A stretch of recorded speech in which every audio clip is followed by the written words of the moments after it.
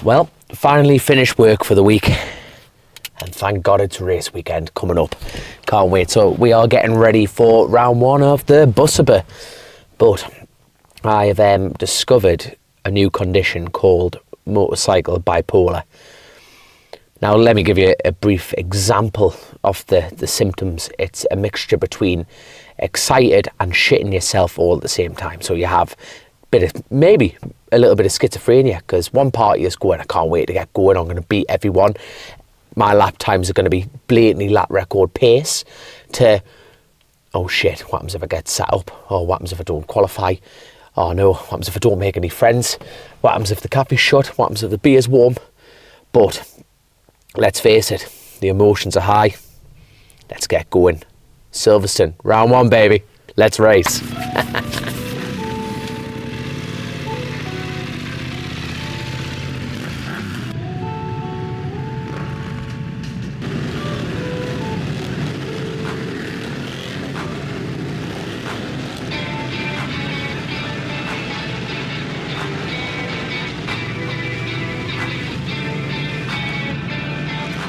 So that was the first time I've ever raced around Silverstone, and anyone who hasn't raced there, how do I describe it? Very flat, and for a sub 1 minute lap, well actually Richard Cooper set the lap record at 1 minute 0.2, and it was like all the way through the grid. Everyone was in the 101s, there was a couple in the 103s, but all in all everyone was in the 1 minute, which is just absolutely nuts when you come to think about it. When you think it's 104, 105 brake horsepower and 200 kilos for a motorcycle, and it's a touring bike, remember.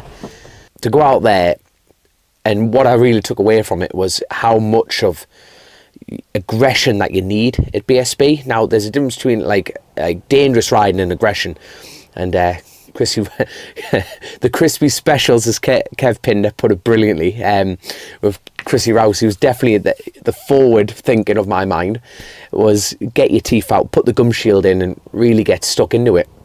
And free practice one, we qualified third, I believe, in our group, because it's split between odds and evens, and went out for qualifying and totally made a mess of it.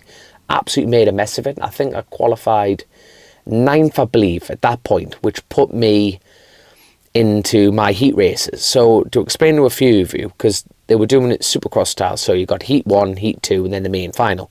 The way it was done was, so it was like 1-1, 2-2, 3-3, 4-4, 5, and then that equated through qualifying, and then in the first race I finished 5th, which means I started the race in 9th, which was between 9th and 10th, and that was because of my lap speed in qualifying that pushed me further up. At first there was just a fair few question marks about how it was going to be ran, and in my opinion it went brilliantly. You know, the organisation of BSB, which is to be expected, and it is unbelievably well ran. You can see why it's the championship that it is.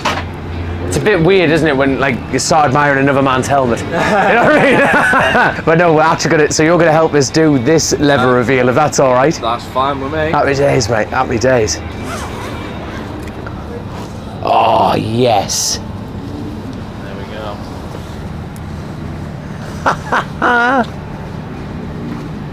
Oh, hey. How good are they?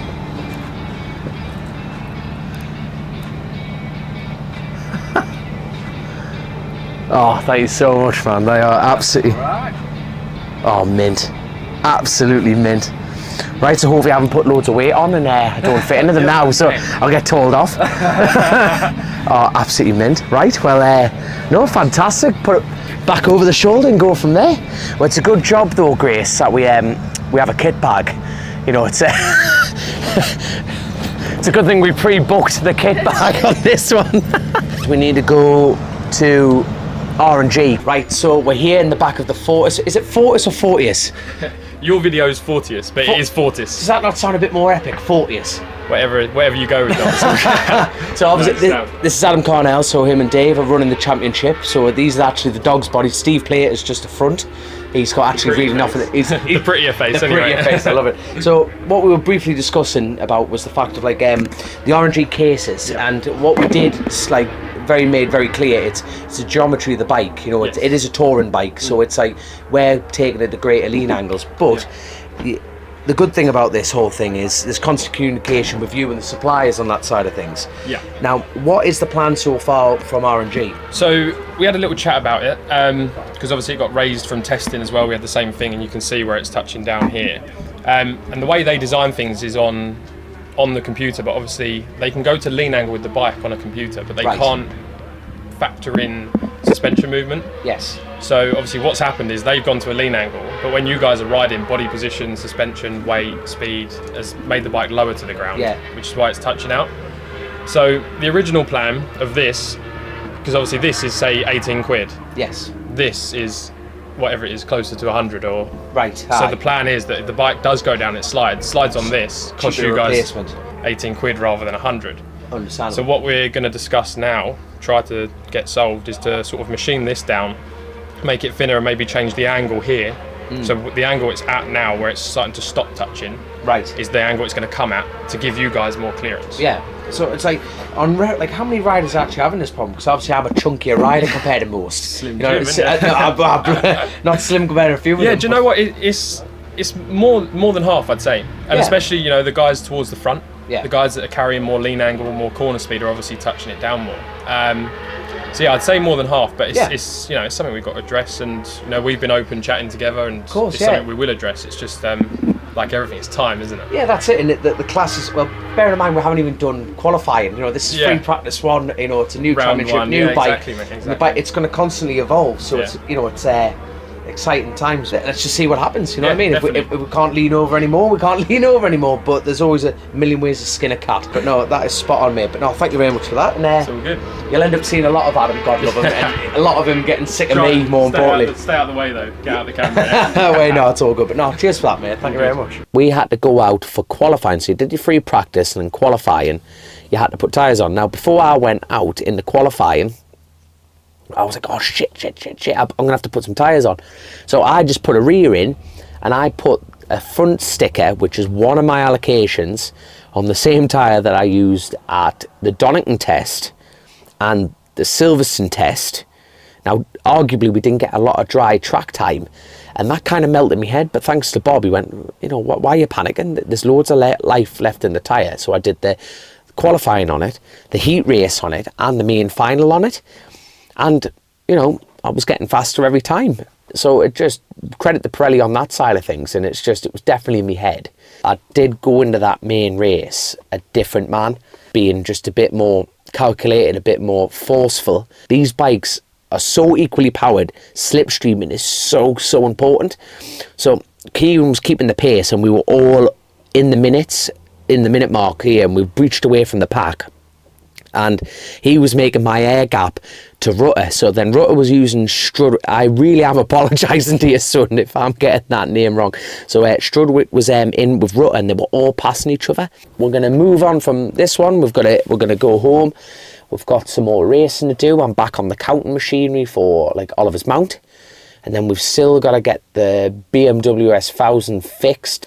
So hopefully we can get that sorted in time for the Northwest 200. I'm going to try and give a personal highlight for each round. And obviously, finishing fourth was great. But more importantly, I got to see a friend who we've also interviewed, me and Chrissy have interviewed. Boofy is back up, and he's back in the paddock, and which is fantastic to see. He's been obviously working with Fagan, who is a dirty dog himself. By the way, anyone who's fast and is a dirty dog, that's why I'm using this reference. But it's great to see the 44 teeth lads really getting their teeth out and getting stuck in. So I'm sat here with Fagan. You're the rashest man I've ever met in my life. Love it. Talk me through that. Mate, just fucking. It's 50 laps of absolute chaos. 40.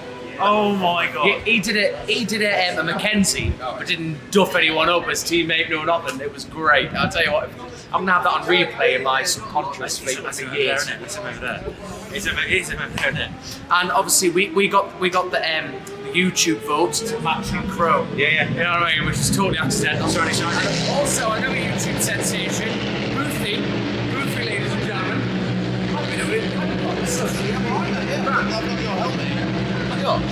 Not the first time you've said that on air.